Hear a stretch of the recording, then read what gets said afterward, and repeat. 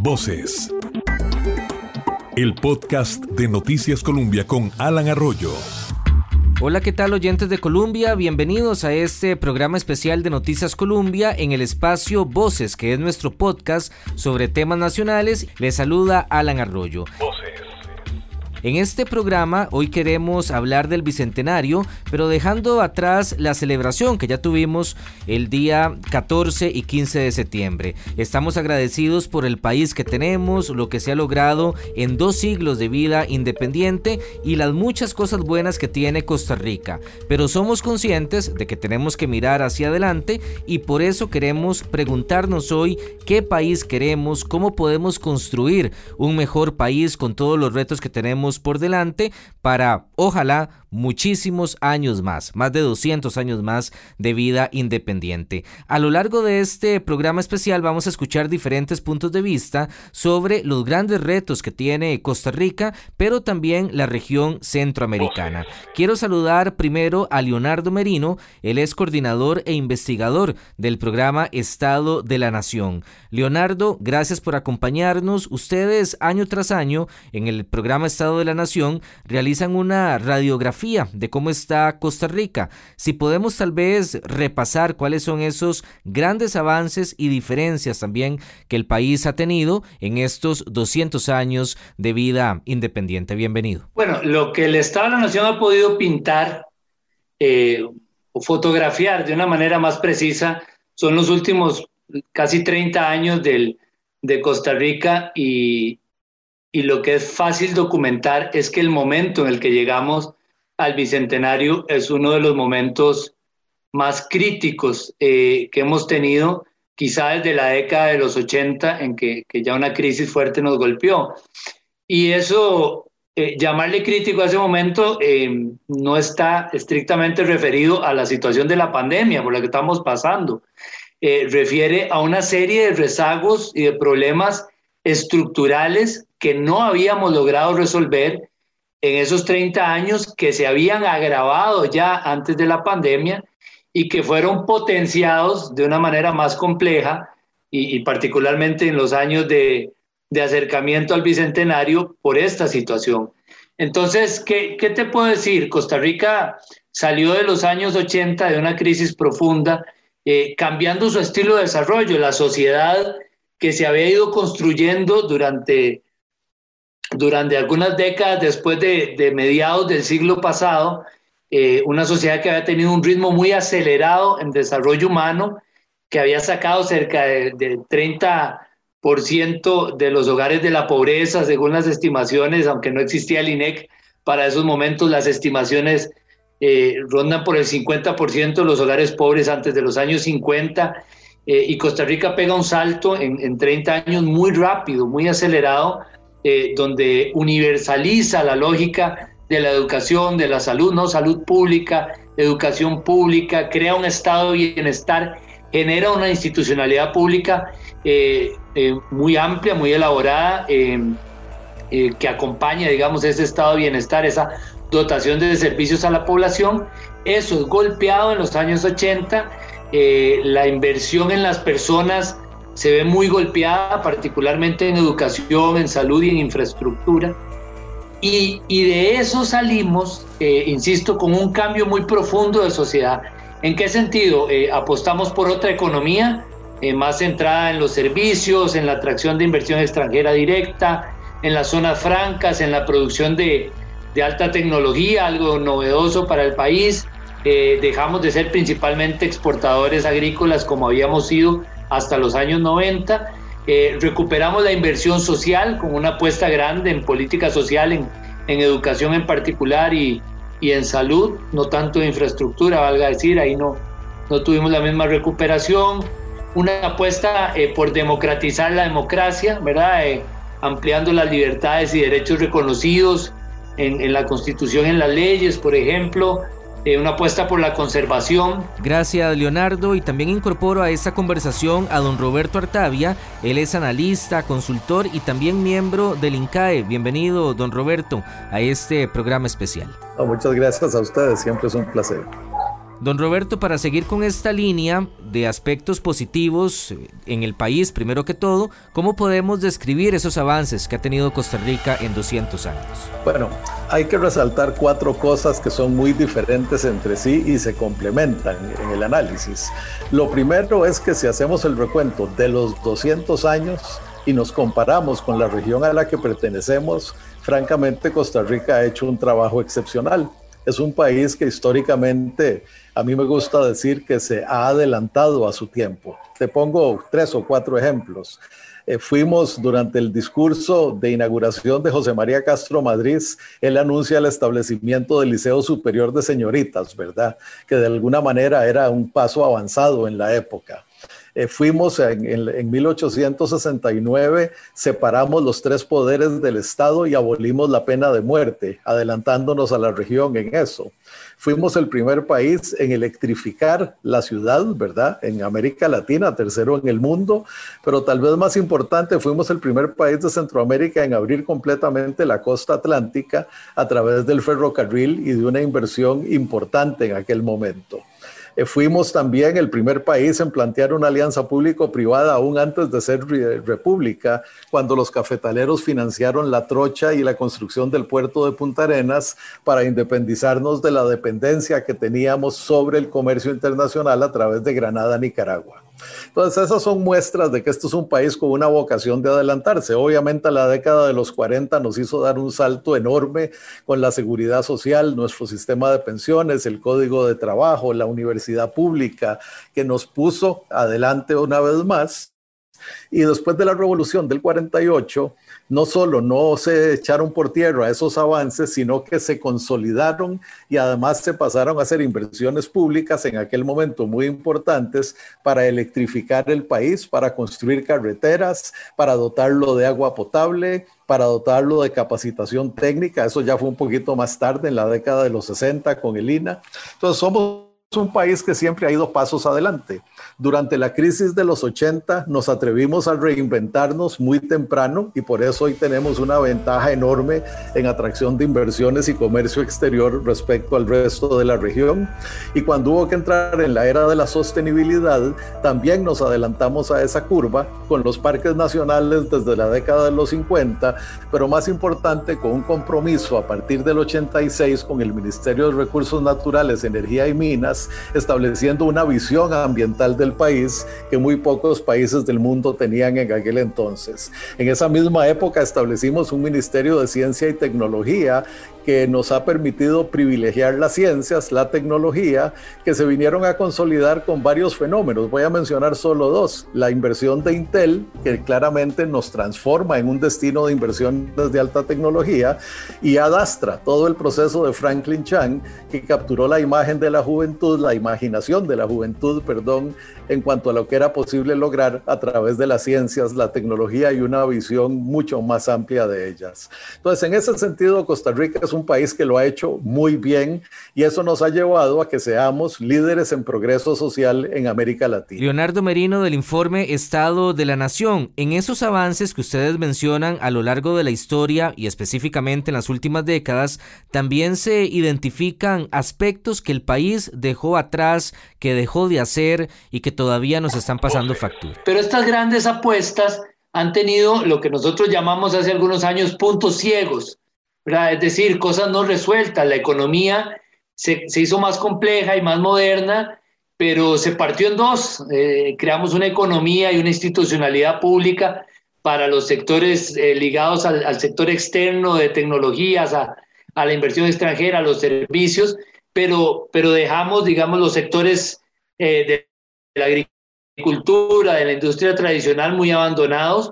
No logramos generar puestos de trabajo y empezamos a acumular problemas que sobre todo a partir del 2009-2010 nos explotaron con una profunda pérdida de la capacidad de generar puestos de trabajo, que son la principal fuente de oportunidades para las personas, ¿no? En la inversión social es cierto que aumentamos la cantidad de inversión, duplicamos en 20 años la inversión en educación, pero la eficiencia y el impacto, aunque lo hicimos, no fue suficiente. No logramos hoy que todas las personas terminen la secundaria, por ejemplo. Seguimos teniendo que compensar las fallas del mercado de trabajo a veces con política social, pero con finanzas públicas que no están sanas. Y eso no funciona. Si más del 80% del ingreso de los hogares son por trabajo, sin puestos de trabajo, la política social no da. Tenemos que lograr que lo que se invierte en la gente sirva para que sus capacidades mejoren. Eso tampoco lo logramos bien. Lo que logramos en conservación y que nos generó una imagen internacional muy llamativa, muy fuerte, pues lo descuidamos, por ejemplo, en el crecimiento urbano, en la generación de emisiones contaminantes, en la contaminación de ríos, en las aguas residuales, es decir, en toda nuestra agenda gris, nuestra agenda café, todo lo que no es las áreas protegidas o la recuperación de cobertura forestal, pues ahí nos quedamos débiles y empiezan a chocar esas agendas de una manera importante. Ya sabemos que si queremos cumplir compromisos de reducción de emisiones, no va a ser reforestando, ¿verdad? Que hemos puesto mucho la apuesta ahí. Es que hay que reducir lo que el transporte le causa al país en dependencia de los hidrocarburos y generación de emisiones, por ejemplo, ¿no? Y la agricultura misma. Y en la democracia, pues también pudimos aumentar la promesa democrática que llamamos nosotros, aceptando libertades y reconociendo derechos y dándole obligaciones al Estado para cumplir esos derechos, pero no hemos mejorado la capacidad del Estado de cumplirlos en la realidad. De hecho, durante mucho tiempo la mayoría o más de la mitad de las leyes que aprobábamos que le daban una nueva obligación al derecho, al Estado en favor de un derecho de la ciudadanía, no iba acompañada de los recursos para cumplirlo. Entonces eso hace que esa promesa se incumpla muy a menudo y que la gente sienta que el Estado también le falla en entregarle bienestar de alguna forma, con mejores servicios, por ejemplo, con una mejor educación, con más capacidad de mantener a las personas con buenos accesos.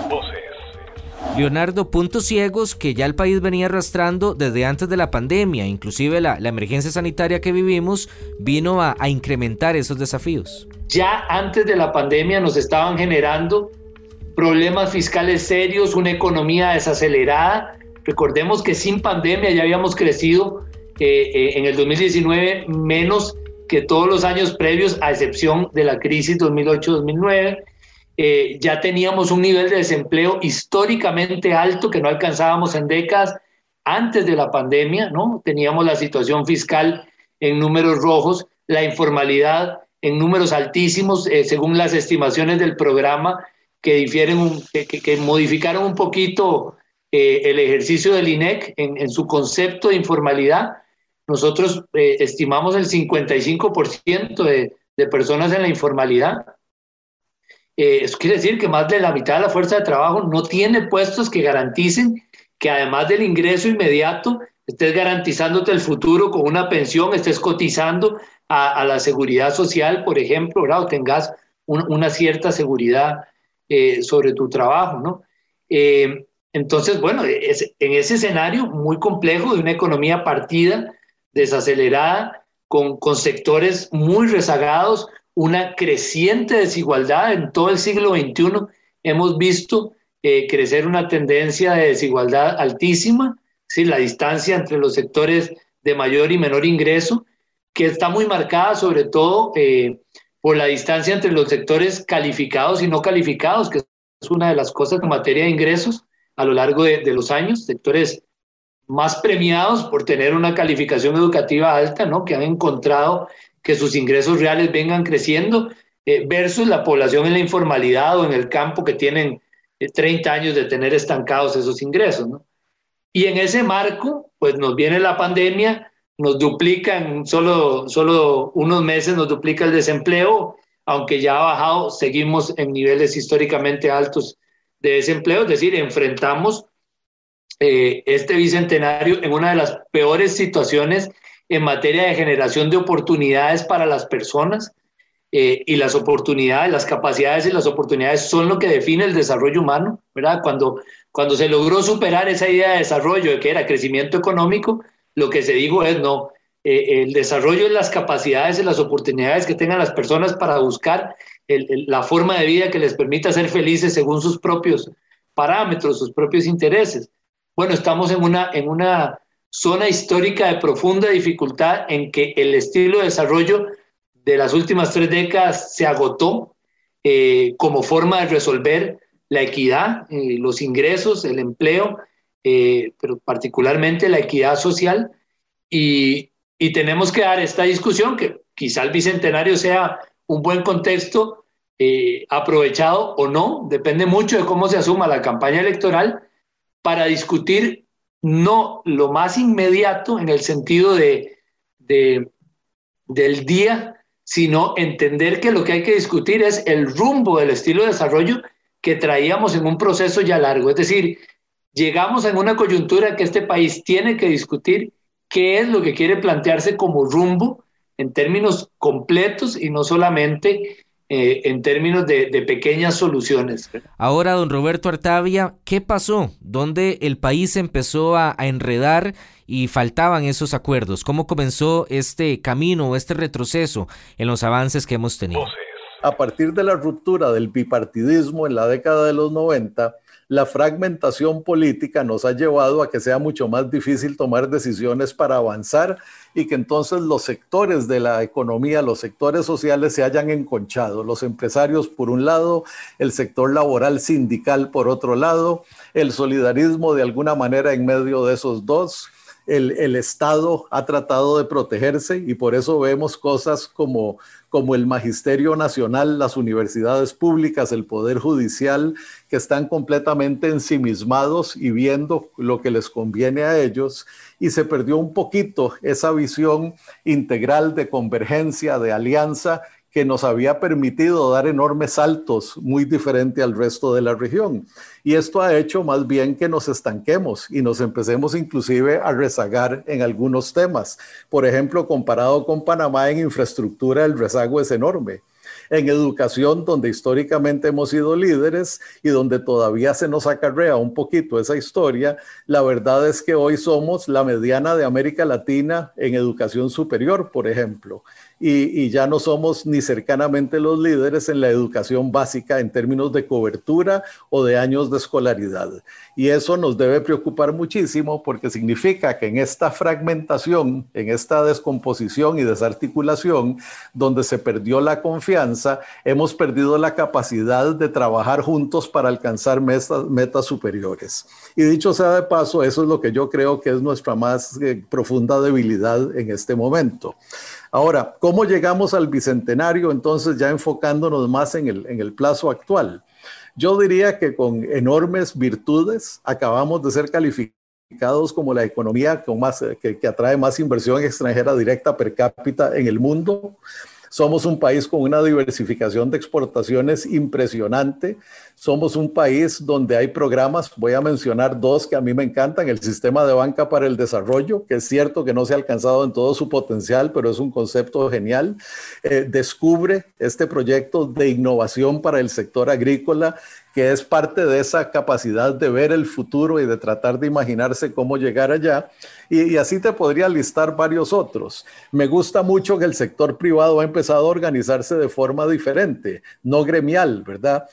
Grupos como el Grupo Adelante, que es un grupo de empresarios de edades de entre 30 y 40 años, Horizonte Positivo, que es de empresarios de 50 y 60 años, Jóvenes por Costa Rica, que están enfocados en grupos de menores de 35 años, son grupos de sector privado, pero no son gremiales, no están ahí para defender una agenda sectorial, sino para soñar el país que debemos tener hacia el futuro. Y la aparición de esos grupos es el Consejo Económico y Social, ¿verdad? Que acaba de ponerse en funcionamiento. Son nuevas formas de hacer política, nuevas formas de llevar al país la energía de grupos sociales importantes, pero ya no enfocados en la conveniencia particular de un gremio, de un sector, sino más bien de soñar nuevamente el país en todo su potencial. Don Roberto, es una lista bastante larga de desafíos y retos que tiene el país. ¿Cuáles son quizá los más inquietantes en este momento? En la coyuntura hay 4 temas que me preocupan.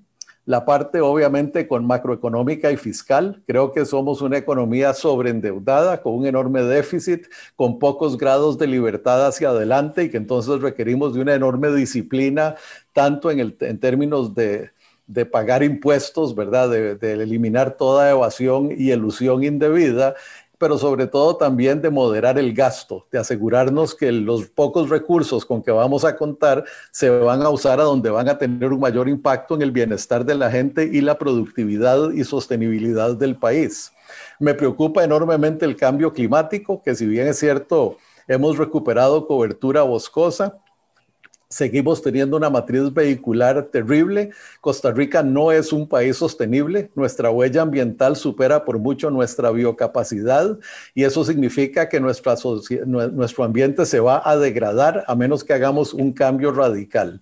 Y sin embargo, cuando se mencionan proyectos de descarbonización importantes como el tren y electrificar la matriz vehicular, ahí es donde vuelven a aparecer estos intereses gremiales, ¿verdad? O estos intereses sectoriales. Obviamente, por ejemplo, los líderes actuales del sistema de transporte público que están en un gran conflicto de interés y hacen oposición a través de políticos y a través de actividades propias para que esa desconcentración y descarbonización de la matriz de transporte no se dé en la forma que se debe dar.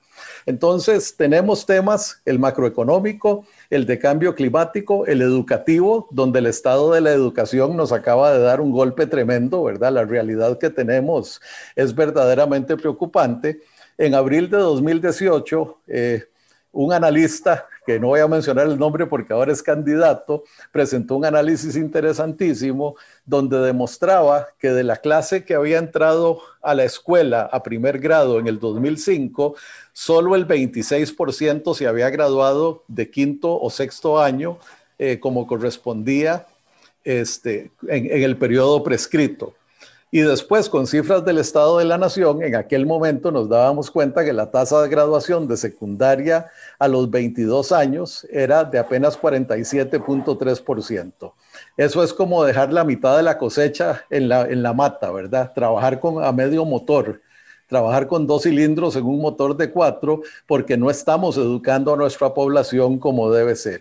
Ahí ha habido cambios importantes. Yo reconozco el avance que ha habido en el INA, por ejemplo, pero la reforma educativa integral de primaria y secundaria es muy tímida, muy paulatina. Debiéramos tener una gran revolución en ese campo que no se ha dado.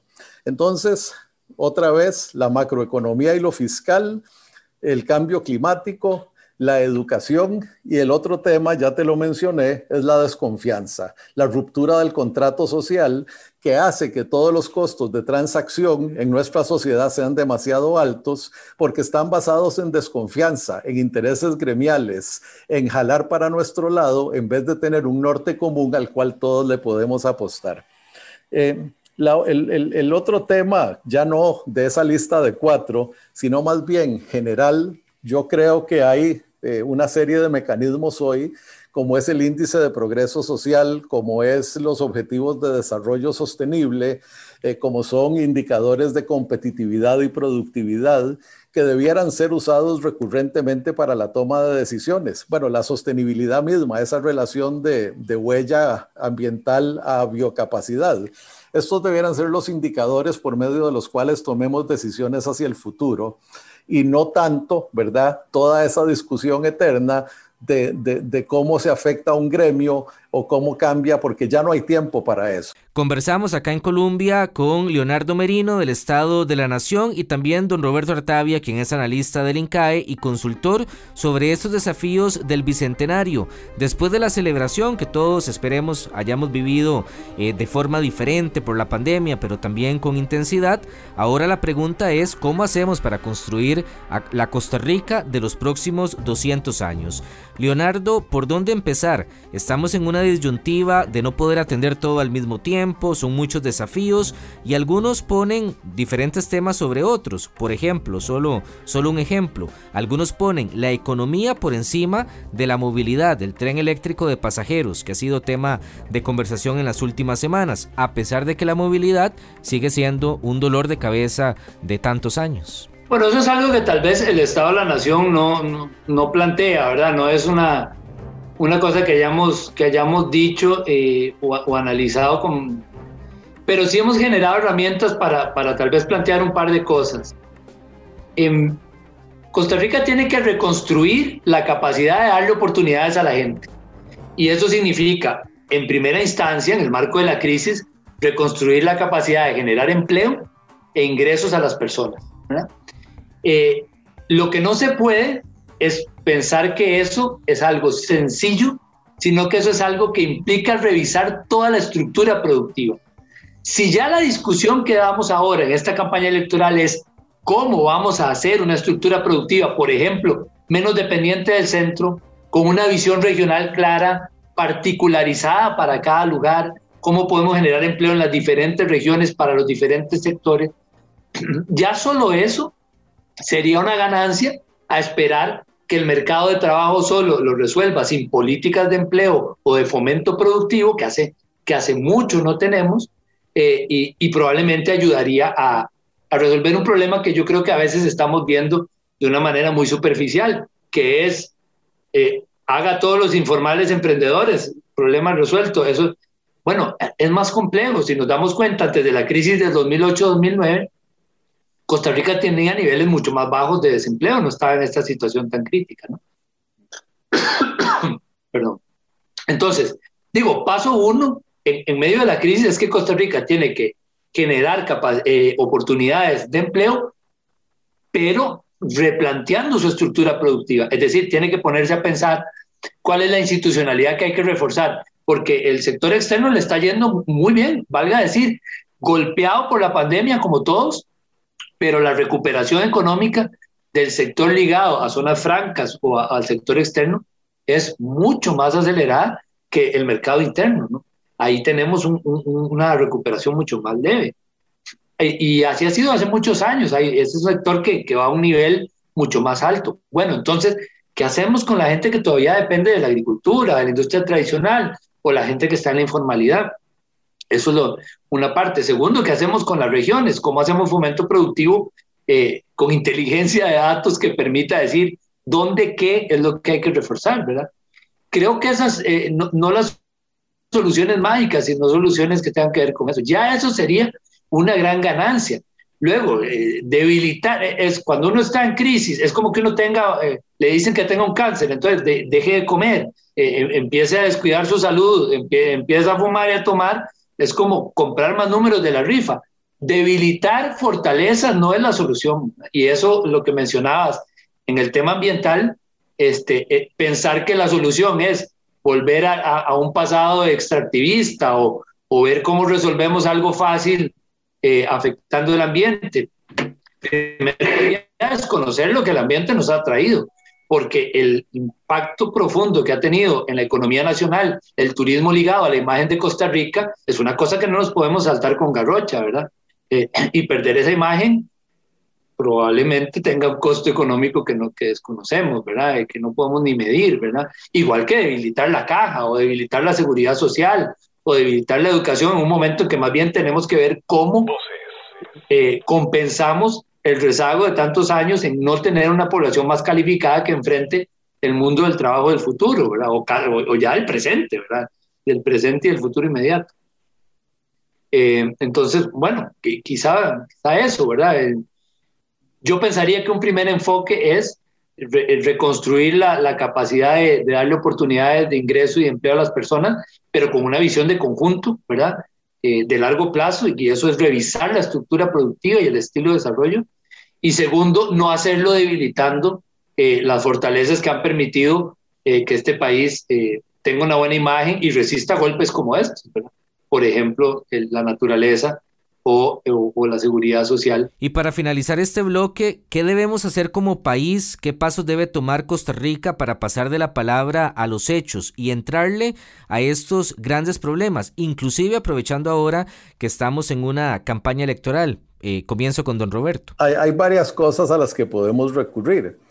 Voy a poner un ejemplo en el cual yo tuve algo que ver, el Acuerdo Nacional de 2017, donde se lograron 59 acuerdos y que, si bien es cierto, no todos han sido implementados, ya hay más de 40 de ellos que sí han sido implementados o que tienen avance significativo, y de alguna manera la productividad que tuvo la Asamblea Legislativa en el primer año y medio de este gobierno tiene que ver con esa nueva capacidad de dialogar, de haber creado un poco de confianza para que los partidos se atrevieran a avanzar juntos. Entonces, yo creo que necesitamos grandes acuerdos nacionales, un acuerdo nacional por la educación, un acuerdo nacional por la sostenibilidad y la agenda de cambio climático, un verdadero acuerdo nacional fiscal en el sentido integral, ¿verdad? Que lo está haciendo el Fondo Monetario, de ver la parte de impuestos, pero también ver la parte del gasto con muchísima fuerza. Y en ese sentido, si estas cosas no se pueden hacer acuerdo nacional, si vamos a seguir pateando la bola para adelante en pasecitos cortos, en vez de hacer un pase profundo para meter el gol, simple y sencillamente no vamos a tener tiempo porque el mundo cambia y nos exige demasiado rápido en estos días. Entonces yo sí creo que debemos volver a un diálogo de altura, a firmar acuerdos. A mí me gustó mucho, francamente, el planteamiento inicial de Carlos Alvarado con un gobierno de unidad nacional, donde en un mismo gobierno estaba Rodolfo Pisa, estaba Dialá Jiménez, en fin, donde había gente muy calificada de los diferentes partidos contribuyendo a que este gobierno avanzara y que permitió que ese primer año y medio de la Asamblea Legislativa fueran los más productivos en tiempos recientes, si no es que de toda la historia. Y tenemos que volver a eso porque no hay tiempo para estarnos majando el rabo entre colegas, ¿verdad? Lo que necesitamos es un norte común. No importa quién gane las elecciones, hacia ese norte común uno puede circular a la izquierda de la avenida, a la derecha de la avenida o por el centro. Lo importante es que tengamos en común el norte y suficientes acuerdos para dar saltos hacia adelante y realmente transformar el país a tiempo, no de su subsistencia, sino a tiempo para hacer una gran diferencia en la velocidad a la que crecemos económicamente, a la que derrotamos la vulnerabilidad que tenemos a las crisis del clima, en que derrotamos la pobreza y las grandes brechas que hemos dejado zanjar en ese sentido. Aún tenemos tiempo, don Roberto, ya menos posiblemente comparado con hace algunos años donde no hicimos la tarea. Hay tiempo y tenemos muy buenos instrumentos porque hemos desarrollado las mediciones que requerimos, tenemos los acuerdos con OCDE, así que podemos aprender de los mejores, de cómo lo han hecho. Tenemos una enorme credibilidad internacional, ¿verdad? Lo que hemos logrado en imagen ambiental, en imagen en derechos humanos, lo que hemos logrado en términos de nuestra agenda ambiental, en términos prácticos, etcétera, es una plataforma sobre la que es posible construir este futuro. Lo que pasa es que, vuelvo a decir, todos los albañiles construyendo la misma catedral, en vez de cada uno construyendo su iglesita con diferente evangelio en diferentes partes. Tiene que ser una gran catedral llamada Costa Rica a la que todos contribuyamos por igual. Por supuesto que se requiere la voluntad de los partidos y de los políticos involucrados, pero te voy a decir una cosa, el mundo cambia tan rápido, las presiones que tenemos son tan enormes que la coyuntura política es solo uno de muchos factores en el momento actual y los otros no van a ceder una vez que se supere la elección. Entonces la coyuntura nunca va a ser de paz, tranquilidad y armonía para que podamos construir el futuro. Tenemos que atrevernos en este mar tormentoso a empezar a remar todos en la misma dirección y es la única forma en que lo vamos a poder lograr. Entonces yo no creo en eso de esperar el momento propicio. El momento propicio es ahora. Leonardo, una reflexión final. Este es el momento para tomar decisiones en el marco de un nuevo siglo de independencia que comienza a partir de este momento, más allá de lo festivo y también, como le preguntaba a don Roberto, aprovechando la coyuntura de este proceso electoral. Costa Rica está en un momento de cambiar la conversación de cómo hago para ganar, ¿verdad? No me refiero solo a candidatos o candidatas en elecciones, sino a grupos, a sectores de la sociedad que puedan plantear la discusión de qué es lo que necesito plantear para ganar o para mantener algún privilegio o para mejorar alguna cosa para mí, y es plantear la discusión de cómo es que queremos, como Costa Rica ha logrado en el pasado, construir soluciones que generen beneficios extendidos a varios sectores de la sociedad y no solamente para algunos, ¿no? Es decir, es momento de cambiar la conversación. Esa conversación tiene que ser pesimista, no, tiene que ser totalmente positiva en el sentido de que Costa Rica puede, como ha podido, salir de una crisis construyendo soluciones en favor del desarrollo humano. Puede hacerlo y tiene herramientas que otros países ni sueñan. Por ejemplo, la estabilidad democrática de este país, que a veces la decimos como si fuera una frase de bandera, no es poca cosa, ¿verdad? En un momento de crisis ya hemos visto cómo en algunos otros países las libertades democráticas pueden estar en juego y la forma de solucionar las cosas puede tender al populismo o al autoritarismo que no sabemos realmente nosotros como país cómo es vivirlo, ¿verdad? Y no estamos enfrentando, no estamos ahí. No es que no podamos llegar si nos descuidamos, pero no estamos en una situación. De hecho, en esta situación de crisis, los índices de apoyo al sistema político, no me refiero al gobierno en particular, a un partido, sino al sistema político, los que lleva el Barómetro de las Américas, por ejemplo, o la POP, han sido altos. La gente sigue pensando, aún estando enojada con los actores que toman decisiones y con las decisiones, sigue pensando que el esquema democrático es en el cual hay que decidir, ¿verdad? Y que hay que resolver las cosas en ese esquema. Bueno, solo eso es un activo costarricense muy profundo, muy importante. Pero eso no quiere decir que no podemos desperdiciarlo y empezar a generar un nivel de descontento que se salga de las manos al punto en que la gente deje de creer que esa es la forma. ¿Y de qué depende eso? De una profunda responsabilidad y seriedad en la discusión. Entonces, si me preguntas si es un momento de tomar decisiones, sí.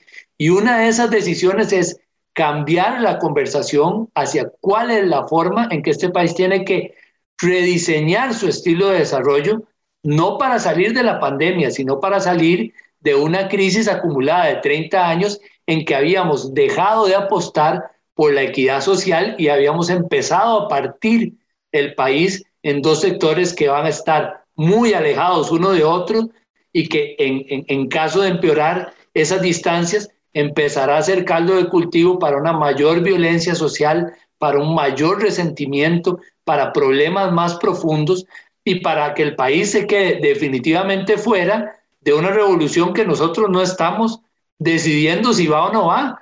Por ejemplo, una revolución en el trabajo, una cuarta revolución industrial en la que todo lo que no logremos en materia educativa va a pesar suficiente para que tengamos una población pauperizada, sin empleo, dependiendo de una informalidad que todavía creemos que podemos resolver fácilmente y no necesariamente es fácil. Gracias a ambos por estos minutos de conversación y también de reflexión para todo el país.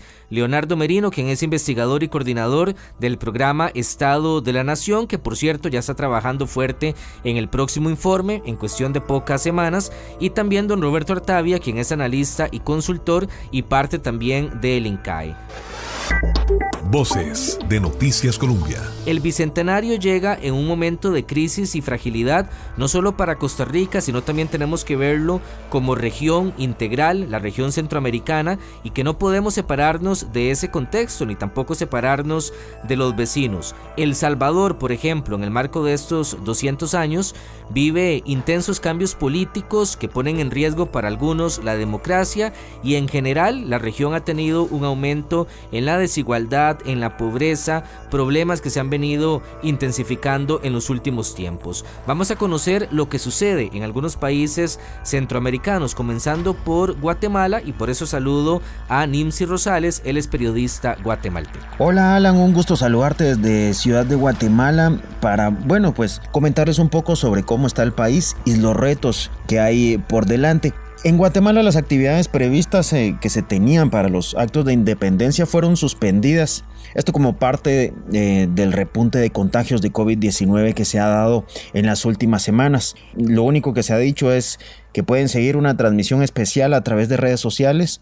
Hay que decir que el Bicentenario ha sido opacado por la pandemia, que ha puesto en evidencia los problemas que hay en la red hospitalaria, donde el personal médico en Guatemala no se ha dado abasto y en reiteradas ocasiones han señalado que no cuentan con los insumos necesarios de atención, al punto que han tenido que anunciar que no atenderán a más pacientes porque ya no pueden, y esto ha ocurrido en varios hospitales del país. Guatemala está cerca de los 13,000 fallecidos por coronavirus y es uno de los países con uno de los porcentajes más bajos en cuanto a vacunación a nivel latinoamericano. Hasta el momento menos del 10% de la población ha recibido el esquema completo. Los retos son muy grandes. Cerca de 2 millones de niños menores de 5 años según el censo poblacional realizado en 2018, representan el 14% de la población en el país, el 14%, y 1 de cada 2 menores padece desnutrición crónica. Esto según una encuesta nacional de salud materno-infantil, lo que coloca al país en el primero de América Latina y el 6º del mundo con la tasa más elevada de casos de desnutrición. Es un problema que lleva décadas y el panorama es poco alentador. Si hablamos de educación, el sistema de Guatemala presenta bajos indicadores de cobertura, de eficiencia, de calidad. Antes de la pandemia se tenían desafíos en la cobertura. Se calculaba que solo 2 de cada 3 niños asistían a preprimaria, 9 de cada 10 a primaria. Ahora, ante la falta de equipo para recibir clases a distancia, la cifra por falta de educación aumentará considerablemente. Otro reto que afronta Guatemala es la inclusión, progresos a la hora de implementar políticas públicas que puedan reducir de alguna forma la desigualdad y que fomenten así la inclusión social. Estos han tenido pocos avances. De hecho, los pueblos indígenas han anunciado caminatas en contra del festejo de independencia, señalando que no los representa y que no hay nada que celebrar. Así lo han indicado los pueblos indígenas. Los desafíos y carencias sin duda son muchos y a menudo se entrelazan, por lo que resulta un tanto difícil determinar cómo atenderlos en conjunto.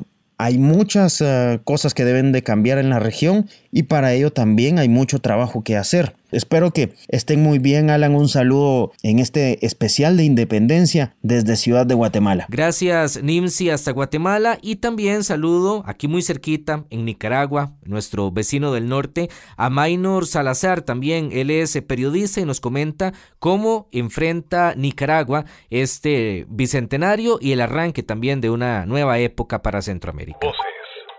Maynor, bienvenido. Nicaragua conmemora el bicentenario de la independencia sometido a un régimen dictatorial que ha reprimido a punta de bala, a punta de cárcel, cualquier espíritu de crítica y cuestionamiento. Ha sido una dictadura que ha dejado impactos nefastos para la sociedad en general y que parece va a atornillarse definitivamente en las próximas elecciones, que realmente son un simulacro, un fraude, porque todo el poder está cooptado por Daniel Ortega y Rosario Murillo, presidente y vicepresidente de Nicaragua. Los retos que tiene Nicaragua son grandísimos. Primero, salir de una dictadura que no permite espacio a la crítica, que no permite que un candidato popular sea su competidor en elecciones, que no permite que dirigentes políticos, que jóvenes estudiantes tengan espíritu de crítica y cuestionen precisamente todas las violaciones a los derechos humanos que ocurren en Nicaragua. Es un reto grandísimo el que está a la vuelta de la esquina y del cual todavía la situación pues nos genera bastante incertidumbre, porque no pareciera de que se vea esa famosa luz al final del túnel. Definitivamente Nicaragua en la región marca precisamente esa mancha de inestabilidad, de corrupción que Daniel Ortega y Rosario Murillo han querido implantar y que de alguna manera, no sé si con el mismo objetivo, pero está siendo replicada por otros gobernantes y afortunadamente creo que todavía hay tiempo de frenarlo, pero definitivamente Nicaragua recibe este bicentenario con un dictador, con una vicedictadora, como decimos acá, que tiene sometido a un pueblo y que aparentemente continuará así por los próximos años.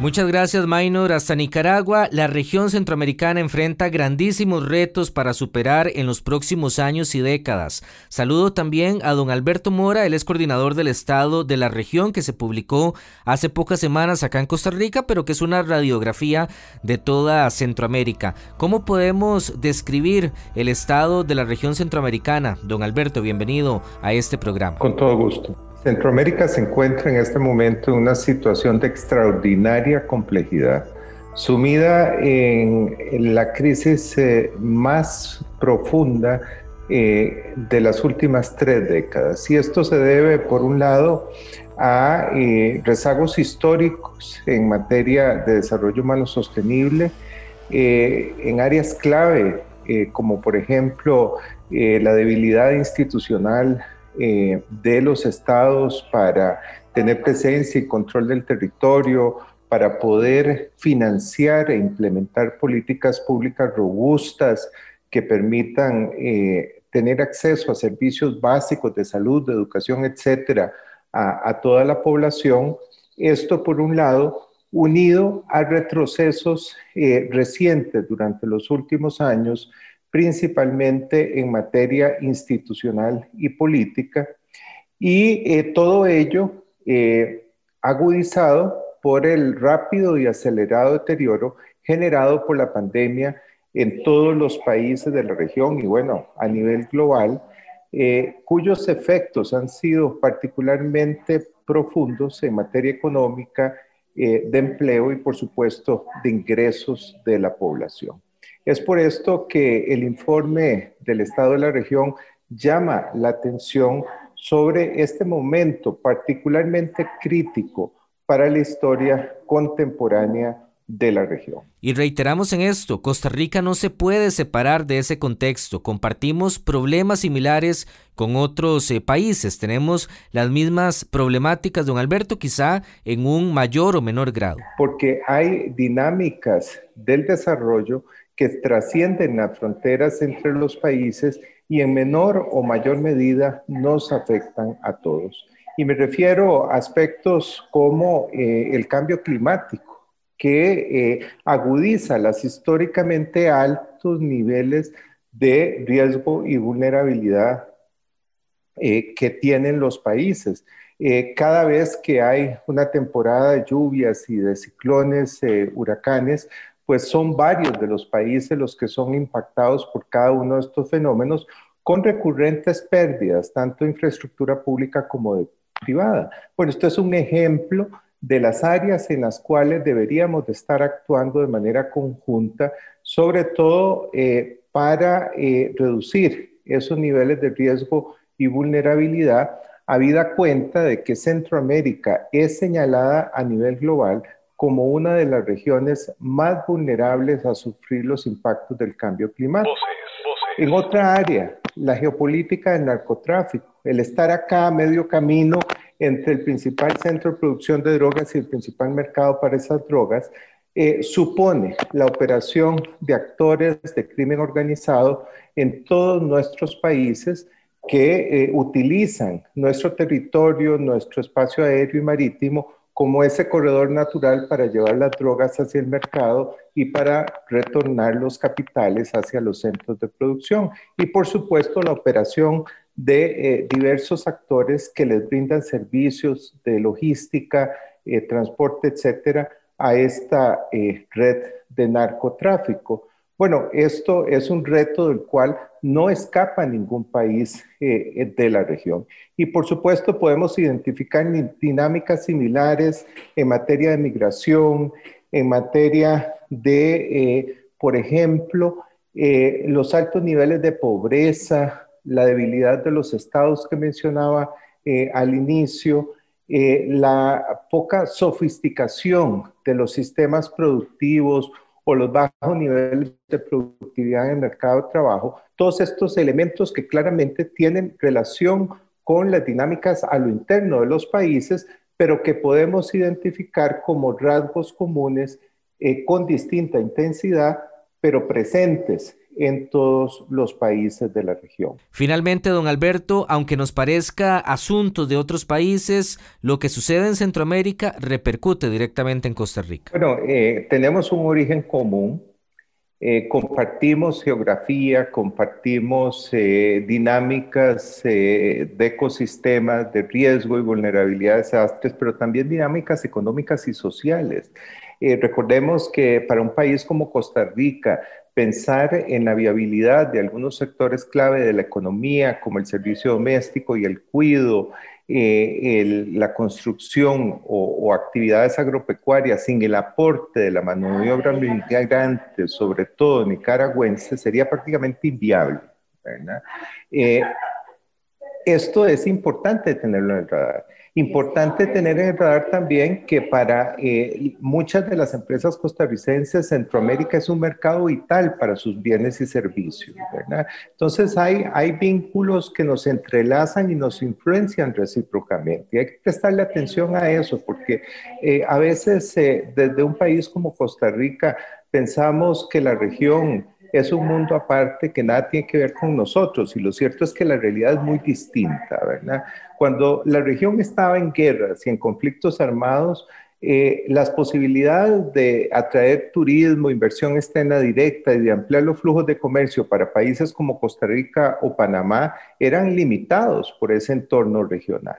Bueno, eso debemos de tenerlo en cuenta y por esa razón es que debemos de estar atentos a lo que sucede en ese entorno regional.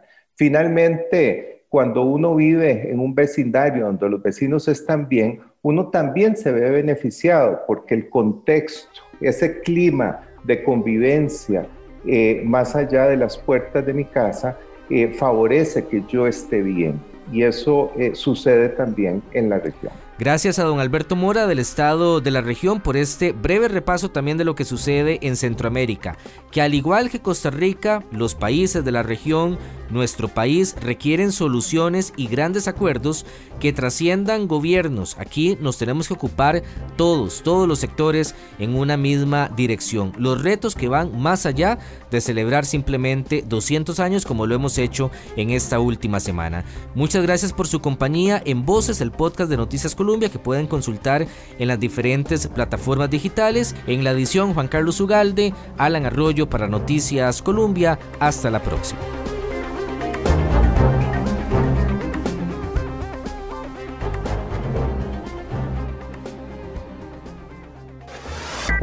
Voces, el podcast de Noticias Colombia.